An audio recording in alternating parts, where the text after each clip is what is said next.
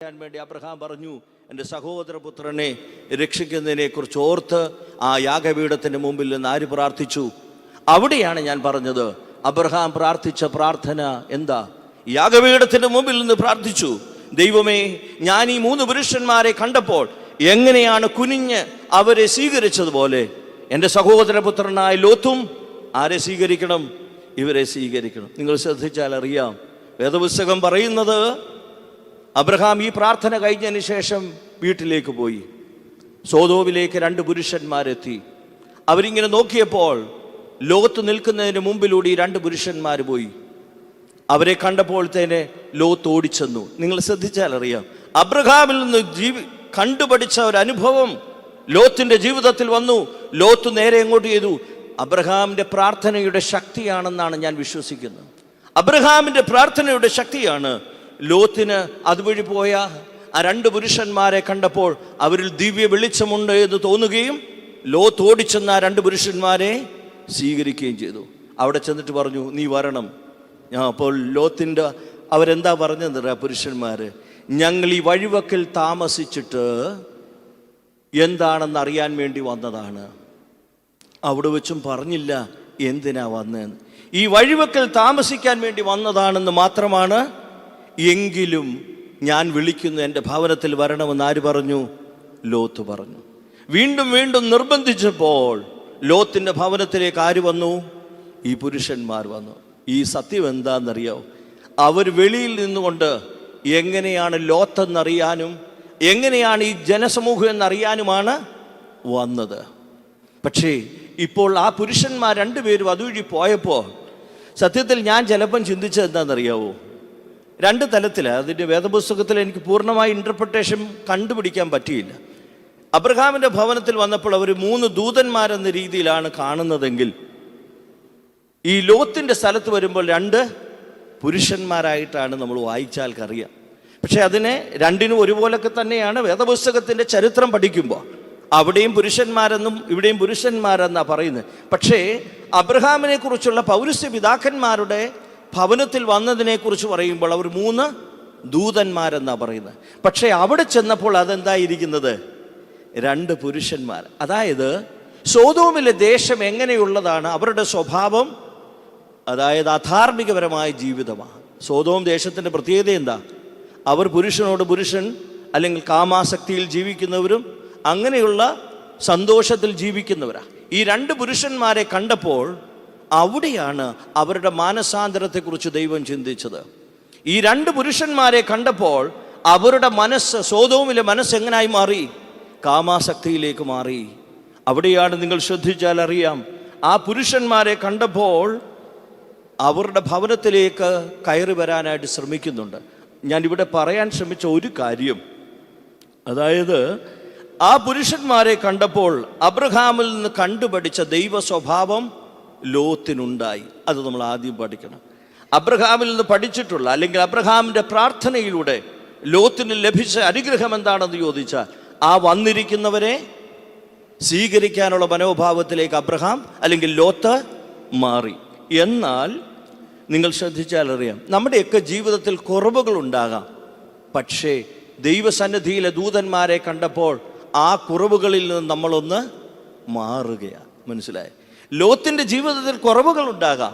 പക്ഷെ ലോത്ത് ദൈവത്തിൻ്റെ കൃപയുള്ള 2 പുരുഷന്മാരെ കണ്ടപ്പോൾ അവൻ്റെ ജീവിതത്തിലെ ആ കുറവുകളിൽ നിന്നവൻ, അതിനാ നമ്മൾ ഈ ദൈവസന്നിധിയിലേക്ക് വന്നിരിക്കുന്നത്. കുറവൊക്കെ നമുക്കുണ്ട്, പക്ഷെ ദൈവസന്നിധിയിൽ ഇരിക്കുമ്പോൾ നമ്മുടെ കുറവിനെക്കുറിച്ച് ദൈവസന്നിധിയിൽ അനുദപിക്കുക. ഇവിടെ ലോത്ത് എന്താ പഠിപ്പിച്ചത്? ലോത്തിന് കുറവുണ്ട്.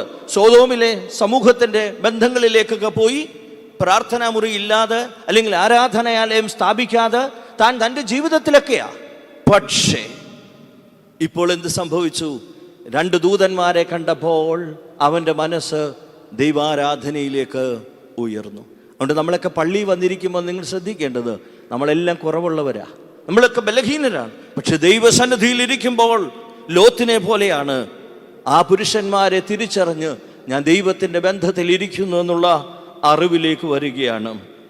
ആ ഒരു വലിയ ബന്ധം നമ്മളെ ആത്മീകപരമായി വളർത്തുകയാണ്. അതുകൊണ്ട് അബ്രഹാം കൂടാരം നീക്കി അടിച്ചപ്പോൾ അവിടെ നമ്മൾ വായിക്കുകയാണ്, ലോത്ത് പുരുഷന്മാരെ കണ്ടപ്പോൾ അബ്രഹാമിൻ്റെ ജീവിതത്തിൽ കണ്ട ഓർമ്മകളെ ലോത്തിൻ്റെ ജീവിതത്തിലേക്ക് വരുന്നു. ലോത്ത് നിർബന്ധിച്ച് ഈ പുരുഷന്മാരെ ആ ഭവനത്തിലേക്ക് കൊണ്ടുവന്നു. അവർ വന്ന് ഈ ഭവനത്തിലായി. പക്ഷേ ലോത്തിനോട് ആ നേരം വരെ പറഞ്ഞില്ല സോതോം നശിപ്പിക്കാൻ പോകുന്നുവെന്ന്. കാരണം എന്തുകൊണ്ടാണെന്ന് ചോദിച്ചാൽ, ആ പുരുഷന്മാർ പുറത്തു നിന്ന് ലോത്ത് ഈ മനുഷ്യരെ സ്വീകരിച്ചില്ലായിരുന്നെങ്കിൽ ലോത്ത് കൂടി സോതോമിൽ നശിക്കുമായിരുന്നു.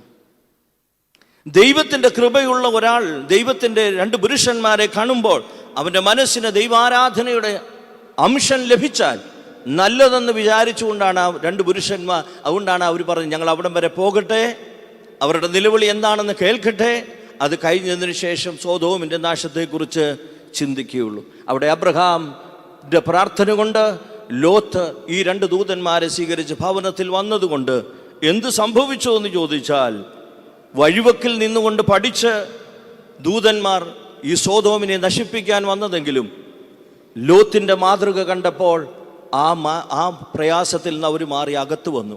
ഇനിയുമാണ് ശ്രദ്ധിക്കേണ്ടത്.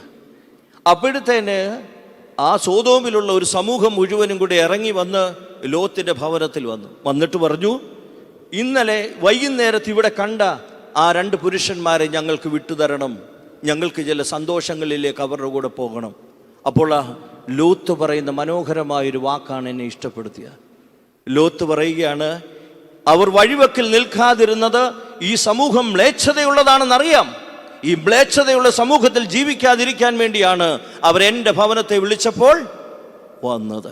എൻ്റെ ഭവനത്തിൽ വന്നത് നിങ്ങൾ ഇവിടെ നിൽക്കുന്ന സമൂഹം മ്ലേച്ഛതയുള്ളവരാകിയാൽ നിങ്ങൾ അവരോട് അനീതികളും അധാർമികമായ കാര്യങ്ങളും പ്രവർത്തിക്കുമെന്ന് എനിക്കറിയാവുന്നതിനാൽ അവരെ വിട്ടുകൊടുക്കാതെ ഞാൻ എൻ്റെ ഭവനത്തിലേക്ക് സ്വീകരിച്ചു.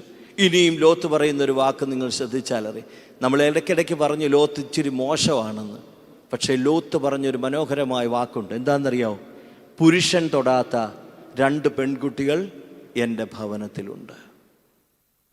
പുരുഷൻ തൊടാത്ത രണ്ട് പെൺകുട്ടികൾ എൻ്റെ ഭവനത്തിലുണ്ട്. ഈ രണ്ട് പുരുഷന്മാരെ വിട്ടുതരത്തില്ല, പകരം എൻ്റെ മക്കളെ വേണമെങ്കിൽ നിങ്ങൾക്ക് വിട്ടുതരാം. ഞാൻ എന്തിനാ പറഞ്ഞു ചോദിച്ചാൽ, ലോത്തിൻ്റെ ജീവിതം ഈ പറയുന്ന യോർദാൻ നദിയുടെ തീരത്ത് നല്ലതായിരുന്നു എന്നുള്ളത്. നമ്മൾ ഇത്ര നാളും എന്താ വിചാരിച്ചിരുന്നത്?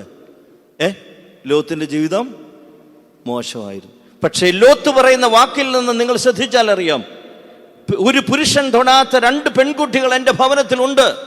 സോതോമിലാണ് ജീവിച്ചതെങ്കിലും ലോത്തിൻ്റെ ജീവിതത്തിൽ ആ പെൺകുട്ടികൾ ഇതുവരെയും അധാർമികപരമായി ജീവിച്ചിട്ടില്ല എന്നതിൻ്റെ തെളിവാണ് ആര് പറഞ്ഞത്?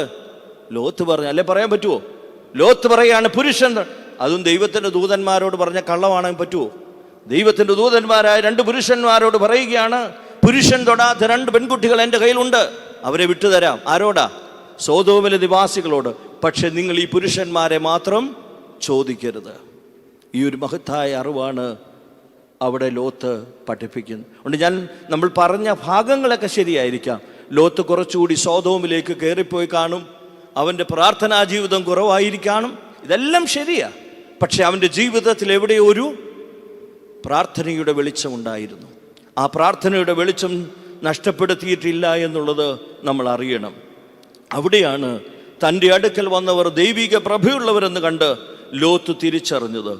സോതോം ദേശത്ത് നിന്ന് ലോത്തിനെ വിടുവിക്കുവാൻ ദൂതന്മാർ തീരുമാനിച്ചു. ഈ ഒരു പ്രവൃത്തി നിമിത്തമാണ് സോതോമിലെ ദേശത്ത് നിന്ന് ലോത്തിനെ രക്ഷിക്കാൻ ആര് തീരുമാനിച്ചത്? ദൂതന്മാർ. ചിലപ്പോൾ ദൈവം തമ്പുരാൻ വരെ നമുക്ക് എന്തെങ്കിലും പ്രവർത്തിക്കാൻ തീരുമാനിച്ചിരിക്കുമ്പോഴാണ് നിങ്ങളുടെ മനസ്സാക്ഷി നിങ്ങൾ ചെയ്യുന്ന ഒരു നല്ല പ്രവൃത്തി നിമിത്തം ദൈവം ചെയ്യാനിരിക്കുന്ന പ്രവൃത്തിയിൽ നിന്ന് മാറും. ഇവിടെ സോതോം നശിപ്പിക്കാൻ വേണ്ടി വന്ന ഈ ദൂതന്മാർ ഈ ലോത്ത് കാണിച്ച പ്രവൃത്തി, പുരുഷന്മാരായ രണ്ടുപേരെ ആ ഭവനത്തിൽ സ്വീകരിച്ചതും ആ പുരുഷന്മാർക്ക് പകരം ആ പെൺകുട്ടികളെ വിട്ടുകൊടുക്കാമെന്ന് പറഞ്ഞതും, ഈ മഹത്തായ വാക്കുകളൊക്കെയും ആര് കേട്ടു? ഈ ദൈവത്തിൻ്റെ പ്രവാചകന്മാർ കേട്ടു, അല്ലെങ്കിൽ പുരുഷന്മാർ കേട്ടു കഴിഞ്ഞപ്പോൾ അവർ തീരുമാനിച്ചു, ലോത്തേ, ഇനിയും നിന്നോട് ഞാനൊരു കാര്യം പറയാൻ പോവുകയാണ്. അബ്രഹാമിനോട് പറഞ്ഞു വന്ന കാര്യമാണ്, ഞങ്ങൾ സോതോം നശിപ്പിക്കുവാൻ തീരുമാനിച്ചു.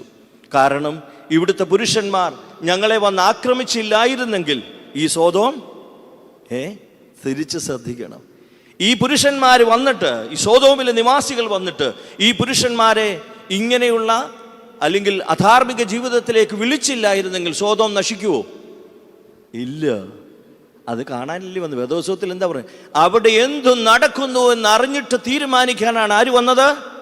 യഹോവ അയച്ച അല്ലെങ്കിൽ ഈ പുരുഷന്മാർ വന്നിരിക്കുന്നത്. പക്ഷെ ഇപ്പോൾ അവർക്ക് മനസ്സിലായി ഈ ദേശം അധാർമികമാണ്. അതിൽ നല്ലതായി അല്പമെങ്കിലും ജീവിക്കുന്ന ആരാ?